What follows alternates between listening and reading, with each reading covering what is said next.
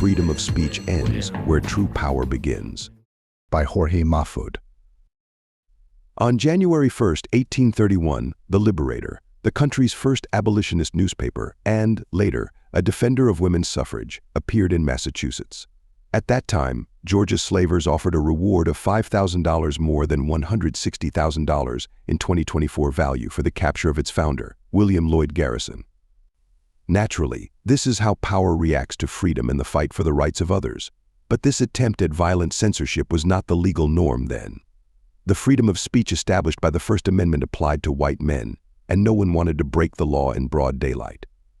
To correct these errors, there was always the mafia, paramilitarism, and, later, secret agencies that are beyond the law if not legal harassment under other excuses. In his first article, Garrison already reveals the tone of a dispute that is announced as something long-standing, I quote, "I am aware that many object to the severity of my language, but is there not cause for severity? I will be as harsh as truth and as uncompromising as justice. On this subject, I do not wish to think, or to speak, or write, with moderation. No, no. Tell a man whose house is on fire to give a moderate alarm. Tell him to moderately rescue his wife from the hands of the ravisher. Tell the mother to gradually extricate her babe from the fire into which it has fallen." Close quote. The Liberator, exercising its right to freedom of the press, began sending copies to the southern states. The response of the southern governments and the slave owners was not to prohibit the publication, and since it was against the law, a law that was made so that some rich white men could protect themselves from other rich white men who never imagined that this freedom could in some way threaten the existence of the political power of all rich white men. Actually, that is what the land of the free meant when the poet and slave owner Francis Scott Key wrote it in 1814, The Land of the White Men. Or the land of the free and the home of the brave. The free race. Instead of breaking the law, an old method was resorted to. There's no need to break the rules when you can change them. This is how a democracy works. Of course, not everyone has, nor does they have, the same possibilities of operating such a democratic miracle. Those who cannot change the laws usually break them, and that is why they are criminals. Those who can change them are the first interested in ensuring that they are fulfilled. Except when the urgency of their own interests does not allow for bureaucratic delay or, for some reason, an inconvenient majority has been established, which those in power accuse of being irresponsible, childish, or dangerous. In principle, since the First Amendment could not be directly abolished, losses were limited. North Carolina passed laws prohibiting literacy for slaves. The prohibitions continued and spread throughout the 1830s to other slave states, almost always justified by the disorders, protests, and even violent riots that abolitionists had inoculated among blacks with subversive literature. Slavery propaganda was immediate. Posters and pamphlets were distributed warning of subversive elements among the decent people of the South and the dangers of the few conferences on the taboo subject. Harassment of freedom of expression, without actually prohibiting it, also occurred in the largest cities of the North. One of the pro-slavery pamphlets, dated February 27, 1837, a year after Texas was taken from Mexico to reestablish slavery, invited the population to gather in front of a church on Cannon Street in New York, where an abolitionist was going, to give a talk at 7 at night. The advertisement warned about, I quote, "An abolitionist of the most revolting character is among you. A seditious lecture is to be delivered this evening and called to unite in putting down and silencing by peaceable means this tool of evil and fanaticism. Let the right of the states guaranteed by the Constitution be protected." Close quote. Abolitionist publications and conferences did not stop. For a time, the way to counteract them was not the prohibition of freedom of expression, but the increase in slavery propaganda and the demonization of anti-slavery people as dangerous subversives. Later, when the resource of propaganda was not enough, all southern states began to adopt laws that limited the freedom of expression of revisionist ideas. Only when free speech freedom of dissident whites got out of control did they turn to more aggressive laws, this time limiting free speech with selective bans or taxes on abolitionists. For example, in 1837, Missouri banned publications that went against the dominant discourse, that is, against slavery. Rarely did they go so far as to imprison dissidents. They were discredited, censored, or lynched for some good reason such as self-defense or the defense of God, civilization, and freedom. After the Civil War broke out, the slaveholding South wrote its own constitution. As the Anglo-Saxon Texans did, just about separated from Mexico, and for the same reasons, the Constitution of the Confederacy established the protection of the peculiar institution, slavery, while including a clause in favor of freedom of expression. This passage did not prevent laws that limited it to one side or the paramilitarism of the slave well-regulated militias, origin of the Southern police, from acting as they pleased. As in we, the people of the Constitution, as originally the First Amendment of 1791, this freedom of speech did not include people who were neither the people nor were they full and responsible humans. It was referring to the free race. In fact, the Constitution of the new slave country established in 1861, in its Section 12, almost like a copy of the original amendment of 1791. I quote, 12. Congress shall make no law respecting an establishment of religion, or prohibiting the free exercise thereof, or abridging the freedom of speech, or of the press, or the right of the people peaceably to assemble and petition the government for a redress of grievances. 13. A well-regulated militia being necessary to the security of a free state, the right of the people to keep and bear arms shall not be infringed. Close quote. More equitable and democratic, impossible. The secret was that, again, like almost a century before, that of the people did not include the majority of the population. If anyone had observed that, then he would be accused of being crazy, unpatriotic, or a dangerous subversive. That is, something that, at its root, has not changed much in the 21st century. By the time the slave system was legally outlawed in 1865, thanks to the circumstances of a nearly lost war, the Liberator had already published 1,820 issues. Aside from supporting the abolitionist cause, it also supported the women's equal rights movement. The first woman candidate for the presidency, although not recognized by law, Victoria Woodhull, was arrested days before the 1872 elections on charges of having published an article classified as obscene. Obscene opinions against good customs, such as the law of the women to decide about their sexuality. As has been the norm for centuries in the free world, Woodhull was not arrested for exercising her freedom of speech in a free country, but under the guise of breaking other laws. However, this is not an exclusive characteristic of the slaveholding South or of the United States as a whole. The British Empire always proceeded in the same way, not very different from the Athenian democracy 25 centuries ago. We are civilized because we tolerate different opinions and protect diversity and freedom of expression. Of course, as long as they don't cross certain limits. As long as they do not become a real danger to our incontestable power. In this sense, let us remember just one more example. In 1902, economist John Atkinson Hobson published his classic Imperialism, a study in which he explained Britain's vampire nature over its colonies. Hobson was marginalized by critics, discredited by academia and the mainstream press of the time. He was not arrested or imprisoned. While the empire that he himself denounced continued to kill dozens of millions of human beings in Asia and Africa, neither the government nor the British Crown took the trouble to directly censure the professor. Many, as is the case today, pointed to him as an example of the virtues of British democracy. Something similar to what happens today with those critics of U.S. imperialism, especially if they live in the United States. Look, he criticizes the country in which he lives. In other words, if someone points out the crimes against humanity in the multiple imperial wars and does so in the country that allows freedom of expression, that is proof of the moral and democratic goodness of the country that massacres millions of people and tolerates that someone dare to mention it. How do you explain all these apparent contradictions? It's not that complicated. An imperial power, dominant, unanswerable, without fear of the real loss of its privileges, does not need direct censorship. What's more, the acceptance of marginal criticism would prove its benefits.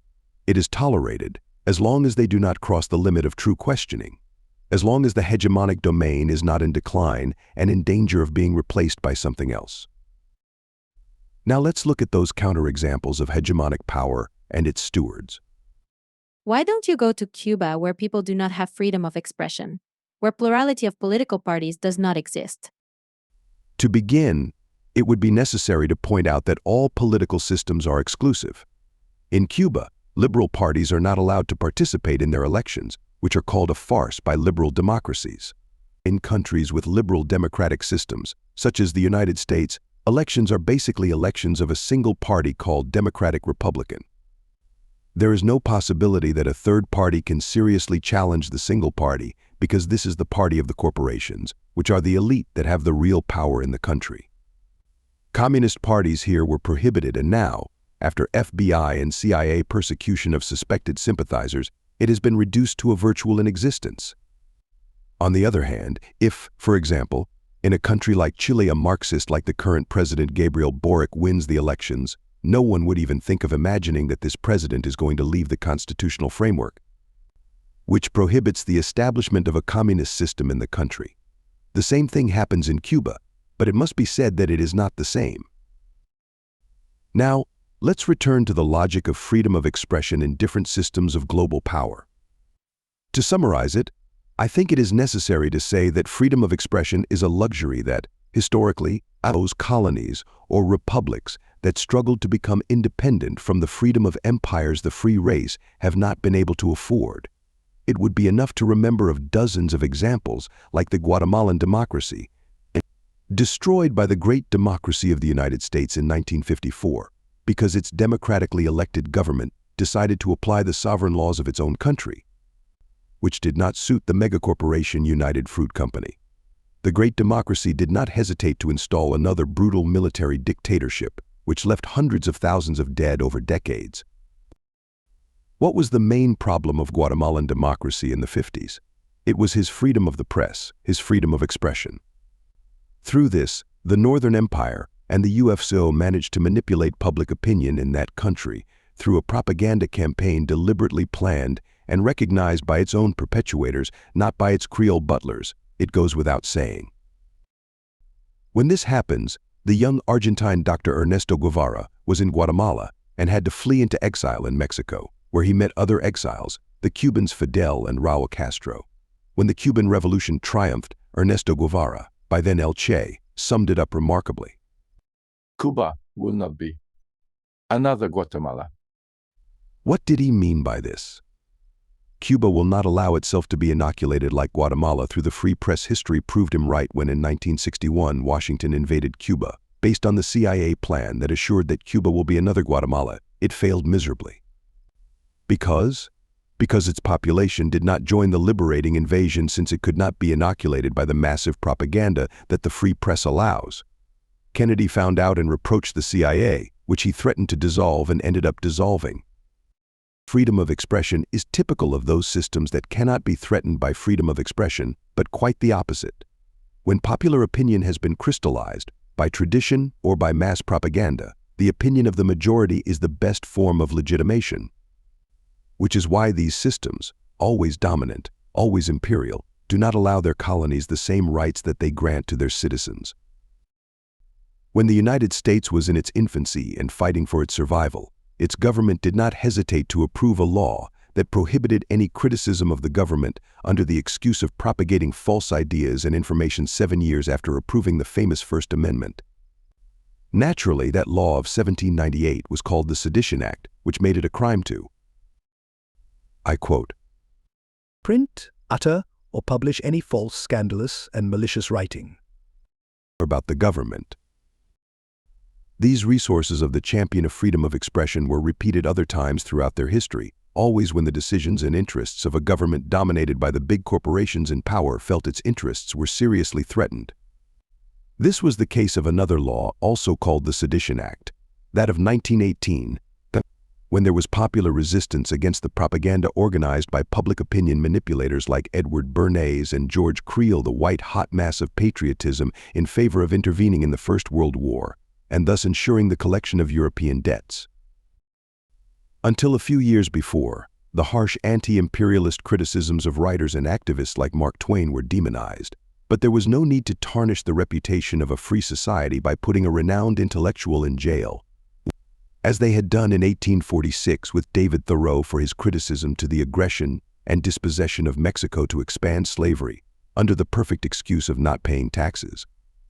Neither Twain nor the majority of public critics managed to change any policy or reverse any imperialist aggression in the West, as they were read by a minority outside of economic and financial power. In that aspect, modern propaganda had no competition, therefore direct censorship of these critics would have hindered their efforts to sell aggression in the name of freedom and democracy. On the contrary, critics served to support that idea, whereby the largest and most brutal empires of the modern era were proud democracies, not discredited dictatorships. Only when public opinion was too hesitant, as during the Cold War, did McCarthyism emerge with its direct persecutions and later the indirect assassination of civil rights leaders, violent repression with arrested and deaths in universities, when criticism against the Vietnam War threatened to translate into effective political change. In fact, the Congress of the 1970s was the most progressive in history, making possible the investigation of the Pike and Church Committee against the CIA's secret regime of propaganda and assassinations. When 3 decades later the invasion of Afghanistan and Iraq occurred, the criticism and public demonstrations had become timid, but the new magnitude of imperial aggression after 2001 made it necessary to take new legal measures, as in 1798. History rhymed again in 2003. Instead of the Sedition Act, it was called the Patriot Act, and it not only established direct censorship but something much worse, the indirect, and often invisible censorship of self-censorship. More recently, when criticism of racism, patriotic history, and too many rights for sexual minorities began to expand beyond control, the resort to prohibition by law returned. Case in point with Florida's latest laws, promoted by Governor Ron DeSantis, directly banning revisionist books and regulating language in public schools and universities. The creation of a demon called woke to replace the loss of the previous demon called Muslims, who replaced communists, who replaced N people. Meanwhile, the butlers, especially the sepoys of the colonies, continued to repeat cliches created generations before.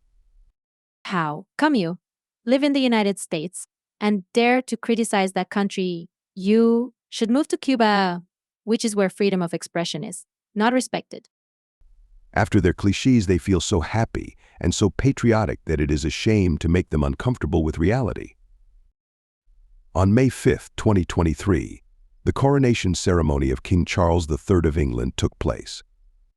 The journalist Julian Assange, imprisoned for more than a decade for the crime of having published a minor part of the atrocities committed by Washington in Iraq, wrote a letter to the new king inviting him to visit the depressing Belmarsh prison in London, where hundreds of prisoners are dying, some of whom were recognized dissidents. Assange was allowed the sacred right of freedom of expression generously granted by the free world. His letter was published by different Western media, which proves the benefits of the West and the childish contradictions of those who criticize the free world from the free world. But Assange continues to serve as an example of lynching. During slavery and segregation, a few thousand blacks were lynched in public. The idea was to show an example of what can happen to a truly free society, not to destroy the oppressive order itself by eliminating all slaves, poor, workers, critics, and other inferior people.